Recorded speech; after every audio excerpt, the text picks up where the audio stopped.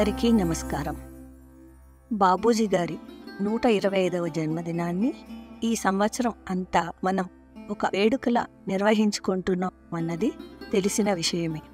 ఈ సందర్భంగా బాబూజీ గారి మూల గ్రంథాలను మనం పరిచయం చేసుకుంటూ వస్తూ ఉన్నాము. అందులో భాగంగా ఈరోజు మనం సహజ మార్గదర్శనం అనే బాబూజీ గారి రచన గురించి కొంత ముచ్చటించుకుందాం. మానవ పరిమితులు అంతం అయినప్పుడు ఆత్మ యొక్క విస్తరణ అపరిమితం అవుతుంది. ఎంతగా అంటే విశ్వం యావత్తు ఆత్మ ఎందే ఇమిడిపోయినట్లు అనిపిస్తుంది. ఈ పరిచయ వాక్యాలతో సహజ మార్గదర్శనం అన్న ఈ పుస్తకం ప్రారంభం అవుతుంది. అంటే ఇందులో ఆత్మ సాక్షాత్కారం గురించి వివరించబడింది అన్న విషయం మనకు అర్థం అవుతూ ఉంది. ఆత్మ సాక్షాత్కారం అంటే భగవత్ సాక్షాత్కారమే కదా. భగవత్ సాక్షాత్కారం లభించాలంటే మనం దాటవలసిన దశలు, అందులో మార్గదర్శకుని పాత్ర, అభ్యాసి పాత్ర, మానవత్వం దైవత్వం మధ్య గల భేదం, సహజ మార్గ పుట్టుక, సత్తత్వం అంటే ఏమిటి ఇత్యాది అంశాల గురించి ఇందులో బాబూజీ చక్కగా వివరించారు. సహజ మార్గ పుట్టుక, మిషన్ స్థాపన గురించి మనం ఎన్నోసార్లు చెప్పుకొని ఉన్నాము. సహజ మార్గంలో మనం హృదయంలోనే ఒక దివ్యజ్యోతి ఉన్నదని, ఆ దివ్యజ్యోతి మూలంపై ధ్యానం చేస్తాము. సహజ మార్గం పతంజలి యోగ సూత్రాలలోని 7వ మెట్టు అయిన ధ్యానంతో ప్రారంభం అవుతుంది. ధ్యాన సాధన చేస్తూ వెళ్ళినప్పుడు మిగిలిన 6 వాటంతట అవే ఆచరణలోకి వస్తాయి అంటారు బాబూజీ. పరమాత్మ సగుణుడా నిర్గుణుడా అన్న మీమాంసను పక్కన పెట్టి ఆ ఆదిమూలంపై దృష్టిని ఉంచాలి. మత పరిధులలో ఉన్నంతకాలం ఆ మతం చెప్పిన దానినే మనం దేవునిగా నమ్ముతాము. మతం అంతం అయిన చోట ఆధ్యాత్మికత ప్రారంభమవుతుంది అని అంటారు బాబూజీ. క్షోభ్ అంటే ఒక చలనం ఫలితంగా సృష్టి ఉనికిలోకి వచ్చింది. ఈ క్షోభ్ మానవ మనసు రూపంలో దర్శనం ఇచ్చింది. పరమాత్మ విశ్వమంతా విస్తరించి ఉంటే జీవాత్మ అహంకార పరిధిలో ఒక బంగారు చిలుకలాగా శరీరం అనే ఇనుప పంజరంలో తనను తాను బందీ చేసుకుంది. అయితే మానవ నిర్మాణంలోని ప్రతి అంశంలోనూ ప్రతి దాని మూలంలోనూ దివ్యత్వం ఉంది. అందుకే భగవంతుడు మనిషిలోనే ఉన్నాడు అంటారు. కేవలం వర్ణించినంత మాత్రాన ఒక మామిడి పండు రుచిని మనం తెలుసుకోలేము.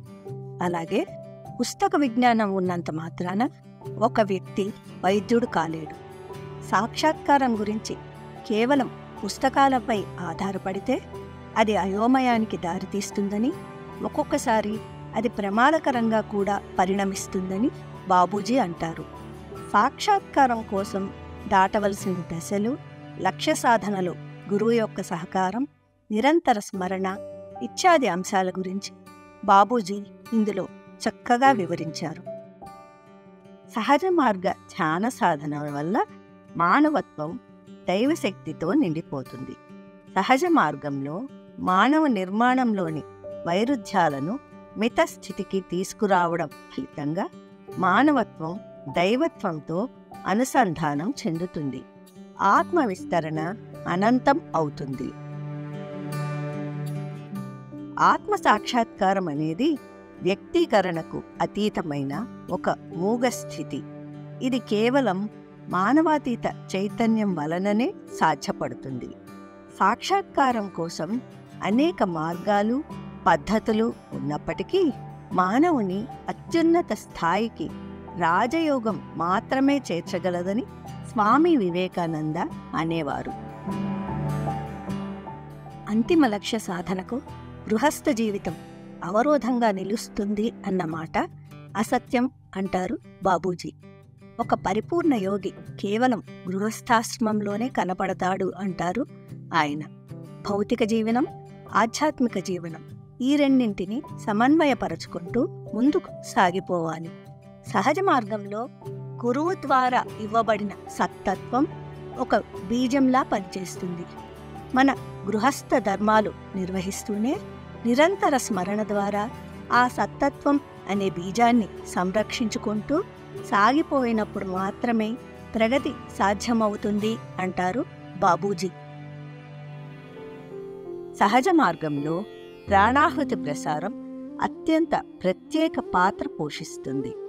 అంతర్గత శక్తులను ప్రాణాహుతి ద్వారా ఉపయోగించే సామర్థ్యం కలిగిన వారు తప్ప ఇంకా మరెవ్వరూ మార్గదర్శకునిగా లేదా మాస్టర్గా ఉండడానికి తగరు అని స్వామి వివేకానంద అన్నారు. సాక్షాత్కారం పొందాలి అంటే అన్ని బంధనాల నుండి మనలను మనం విముక్తం చేసుకోవాలి. అయితే వైరాగ్యం అంటే గృహస్థ జీవనం నుండి విముక్తి పొంది సన్యాసి జీవనం గడపడం కాదు. ప్రాపంచిక వస్తువులపై మమకారాన్ని, వ్యామోహాన్ని విడిచిపెట్టడం. వ్యామోహమే అన్ని కోరికలకు మూల కారణం. కోరికలు అంతమయ్యాయి అంటే సంస్కారాలు ఏర్పడడం ఆగిపోతుంది. అప్పుడు మనం లభించిన దానితో సంతృప్తి చెందుతాము. మన ఆలోచన అప్పుడు భగవంతుని వైపు మరలుతుంది.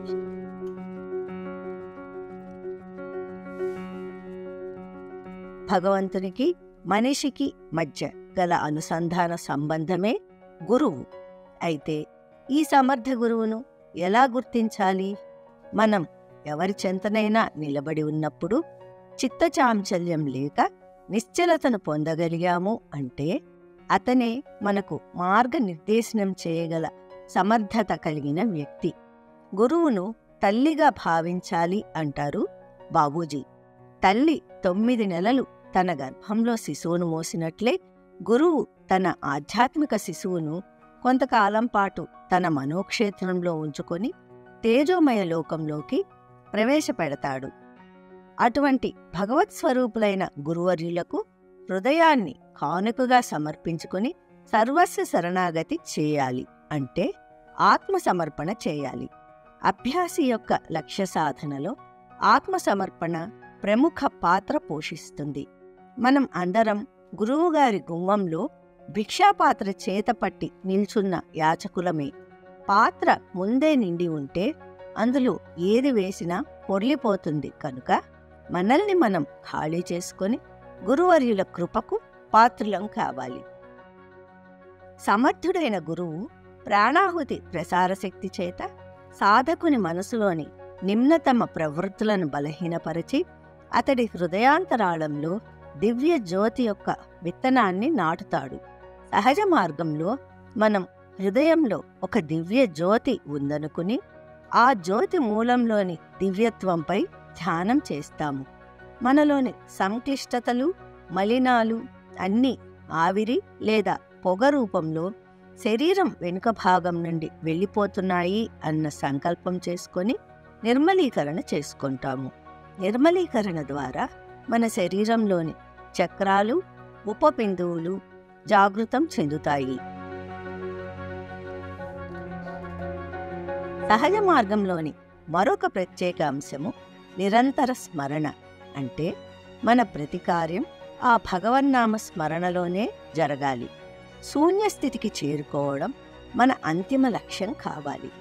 కేంద్రం వైపు సాగే మన ఆధ్యాత్మిక గమనంలో మనం వివిధ వృత్తాలను, హృదయక్షేత్రం, మనోక్షేత్రం దాటి 16వ వృత్తానికి చేరేసరికి అహంకార విముక్తులం అవుతాము.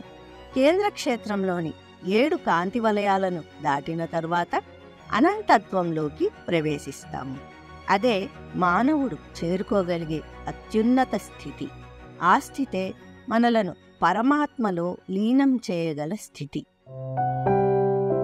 సహజ మార్గదర్శనం అనే ఈ పుస్తకంలో బాబూజీ గారు ఈ అంశాలన్నిటినీ సవివరంగా తెలియపరిచారు.